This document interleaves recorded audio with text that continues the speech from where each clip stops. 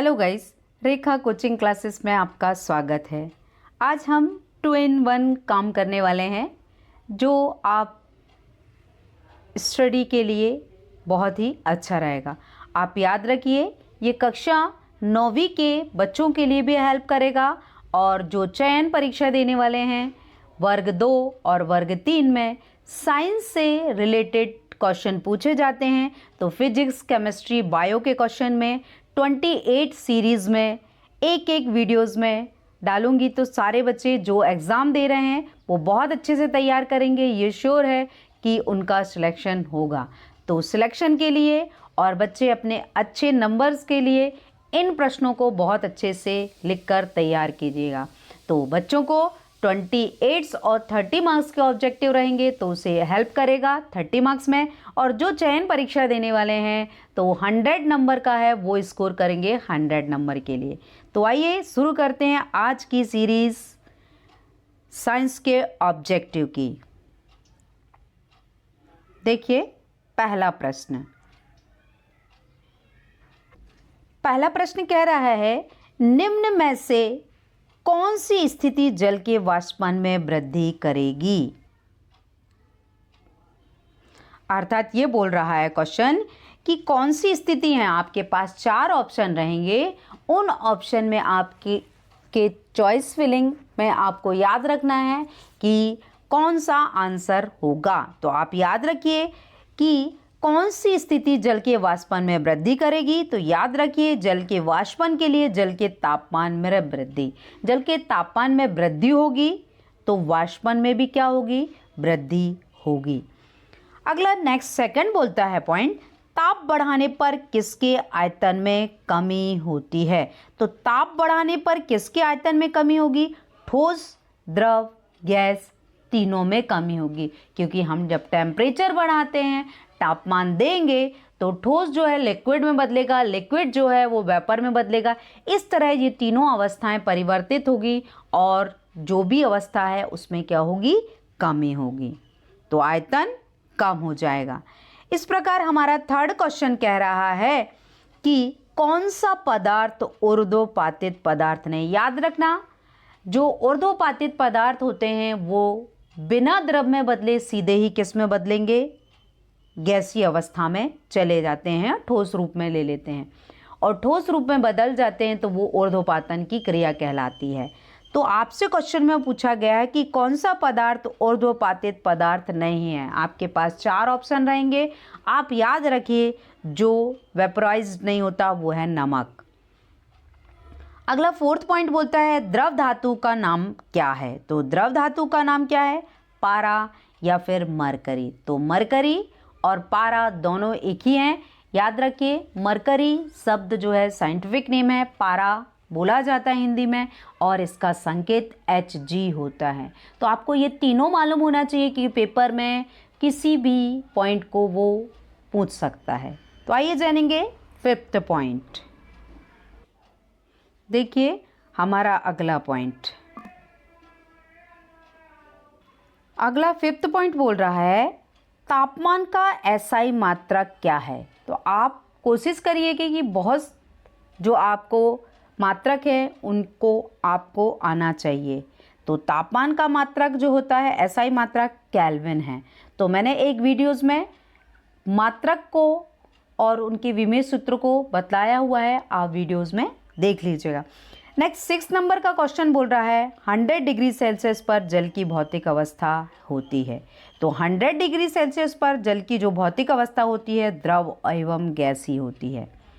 Next 7 number में बोल रहा है, 25 डिग्री सेल्सियस पर जल की भौतिक अवस्था क्या है। तो याद रखना है, 25 डिग्री सेल्सियस पर जल की भौतिक अवस्था द्रव होती है। आप ऊपर देख ही रहे हैं, 100 डिग्री सेल्सियस पर जल की भौतिक अवस्था क्या है, द्रव और गैस दोनों। और 25 डिग्री सेल्सियस पर भी जल की भौतिक अवस्था क्या हो रही है, द्रव अवस्था। तो आप ये चीज़ें याद रखिए कि भौतिक अवस्था कहाँ से कहाँ तक है।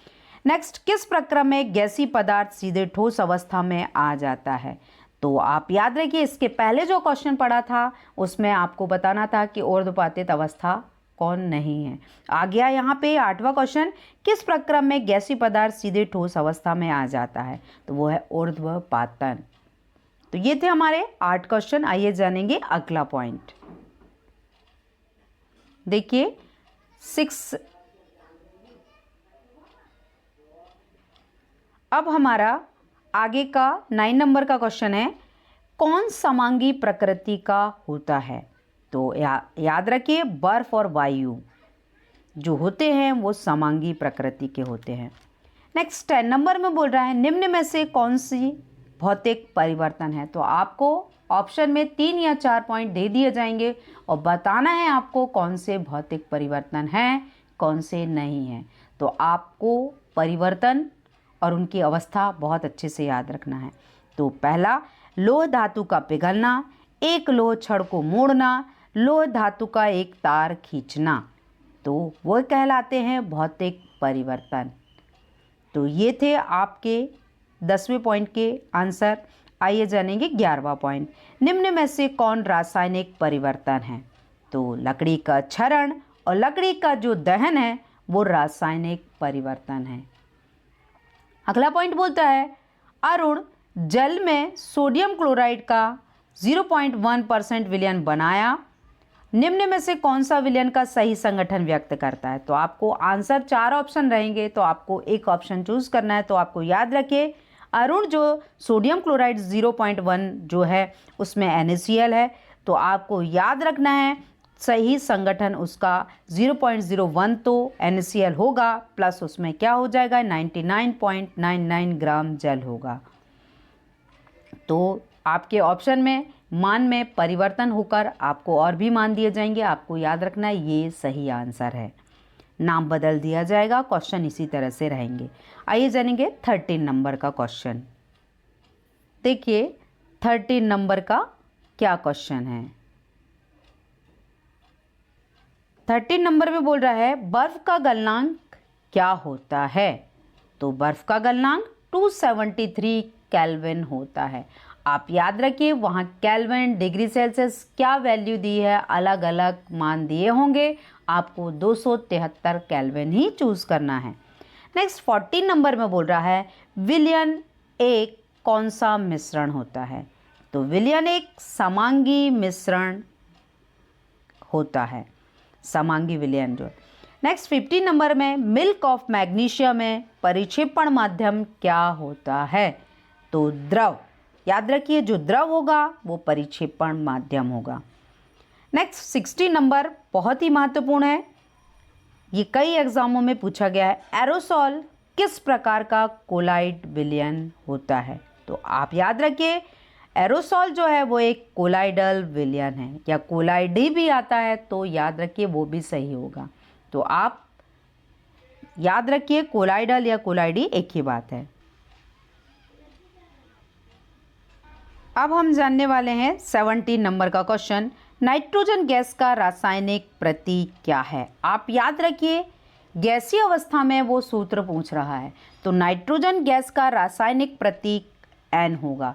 तो N जो है, N2 आप मत चुन लीजिएगा, क्योंकि N2 जो है अणु अवस्था है, तो जब वह परमाणु अवस्था में टूट जाता है तभी वो गैसीय फॉर्म में बदलता है। तो नाइट्रोजन गैस का रासायनिक प्रतीक N होगा।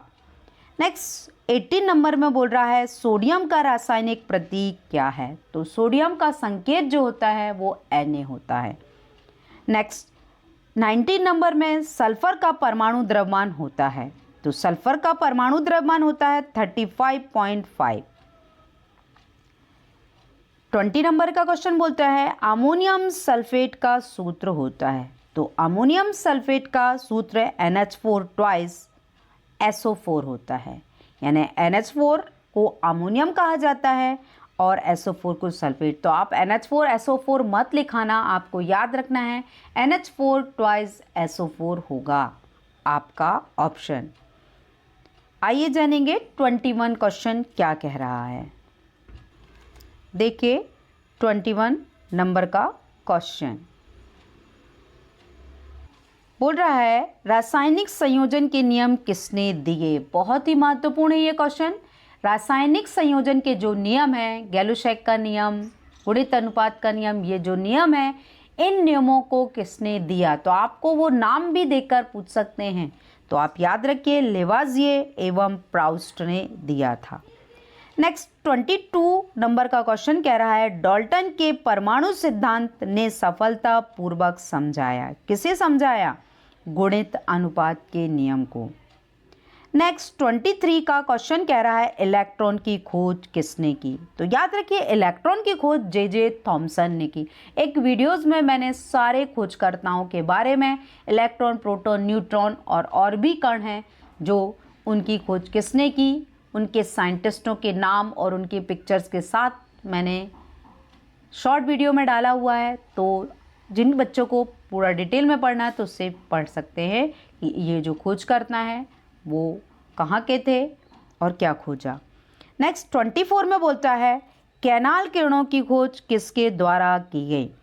तो कैनाल किरणों की खोज गोल्डस्टीन के द्वारा की गई। तो ये थे हमारे 24। आइए जानेंगे लास्ट कड़ी के 4 पॉइंट क्या हैं। देखिए अगला पॉइंट क्या है। 25, इलेक्ट्रॉन का आवेश कितना होता है? बहुत ही महत्वपूर्ण है। इलेक्ट्रॉन का आवेश 1.602 एंड इंटू 10⁻⁻19 कूलाम, यानी 1.602 गुणित 10⁻19 कूलाम जो है वो इलेक्ट्रॉन का आवेश है। तो आपको तीनों आवेशों का मान पता होना चाहिए। किस किस का? इलेक्ट्रॉन का, प्रोटॉन का और न्यूट्रॉन का। तो याद रखना है आपको, इनकी जो वैल्यू है, अलग अलग मान है, उन मानों को आपको पढ़ना है। तो सारे बच्चे वीडियोस को वॉच करते रहिए और सब्सक्राइब कीजिए, जिससे कि आपको नई वीडियोस में क्या क्वेश्चन हैं जो आपको एग्ज़ाम में पूछे जा सकते हैं। तो सारे बच्चे वॉच करते रहिए और वीडियो को समझते रहिए। अगले वीडियोस में मैं क्या बहुत सारे एग्ज़ाम से संबंधित इम्पॉर्टेंट पॉइंट बतलाती हूँ, तो आप इसके लिए वीडियो को वॉच करना बहुत ज़रूरी है। तो सारी वीडियो को अच्छे से वॉच करेंगे तो पता ही चलेगा। तो हमारा अगला 26 नंबर का क्वेश्चन बोल रहा है, प्रोटॉन की खोज किसने की? तो जो प्रोटॉन है उसकी खोज ई गोल्डस्टीन ने की थी। नेक्स्ट 27 में बोलता है, सर्वप्रथम परमाणु मॉडल को किसने समझाया? आपको क्वेश्चन में ये समझना है, परमाणु मॉडल को अलग अलग वैज्ञानिकों ने एक्सप्लेन किया है। बोर ने, थॉमसन ने, सब ने अपने, पर सर्वप्रथम किसने परमाणु मॉडल को समझाया? तो वो है John Dalton. Next 28 last question, helium की संयोजकता कितनी होती है? तो याद रखिए, helium, neon, argon, krypton, xenon, ये जो गैसें हैं वो अक्रिय गैसें हैं, किसी से क्रिया नहीं करती क्योंकि उनका स्टक पूरा भरा हुआ है। तो ये संयोजकता प्रदर्शित नहीं करेंगी, तो अतः इनकी संयोजकता 0 होगी। तो आपको बहुत इंपॉर्टेंट है, याद रखना, आपको हीलियम की जगह आर्गन, नियॉन, क्रिप्टॉन कोई भी नाम दे सकता है, बट याद रखिए आप, जितनी भी अक्रिय गैसें हैं उनकी संयोजकता 0 होती है। तो ये थे हमारे 28 क्वेश्चन। तो हर बार मैं 28 क्वेश्चन की सीरीज आपको दूंगी, तो आप सारे नोट करके इसे तैयार कीजिएगा। तो आज की वीडियोस में यहीं तक, अगली वीडियोस में फिर से मिलेंगे।